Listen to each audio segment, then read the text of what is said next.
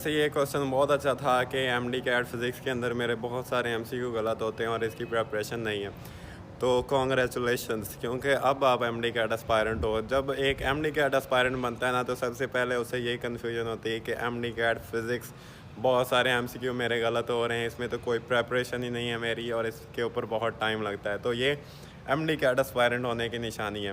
तो इससे परेशान होना नहीं है। और दूसरी बात ये है कि डिफ़िकल्टी लेवल इसका कितना एक होता है या बहुत सारे एमसीक्यू गलत क्यों होते हैं। एमडी कैट फाइनल पेपर की मैं आपको बात बताता हूँ कि एमडी कैट फाइनल पेपर के अंदर आप लोगों को फिज़िक्स के पता है कितने एमसीक्यू मुश्किल लगेंगे। 3 से 4 एमसीक्यू आप लोगों को, या 4 से 5 मैक्सिमम ऐसे एमसीक्यू होंगे जो सॉल्व करने वाले होंगे, जिनके ऊपर आपका टाइम लगेगा और जिनको आप लोगों ने सॉल्व करना है। बहुत सारे बच्चे क्या करते हैं, वहाँ पे जाते हैं और एमडी कैट फिज़िक्स वहाँ पे आसान होती है। इसलिए आसान होती है क्योंकि वो कुछ बुक स्टेटमेंट्स होती हैं, बुक लाइंस होती हैं, डेफिनेशन होती है, यूनिट्स पूछे होते हैं, सिंपल से फार्मूले पूछे होते हैं। लेकिन 5-6 क्वेश्चन ऐसे होते हैं जो सॉल्व करने वाले होते हैं। बच्चे वो नहीं करते और कहते हैं कि हमारा एमडी कैट फिज़िक्स बहुत ईजी थी। एक्चुअली हम लोगों ने वही सॉल्व करना है।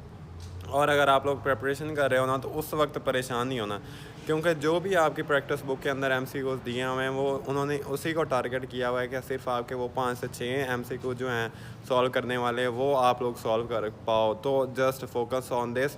और इस वजह से परेशान नहीं होना कि आप लोगों की फ़िज़िक्स की प्रिपरेशन नहीं है। जस्ट सिंपल से क्या स्टेप्स जो होते हैं या बुक रीडिंग है उनके ऊपर फोकस करो, और जो सिंपल यूनिट्स हैं, सिंपल फार्मूलाज हैं, सिर्फ वही।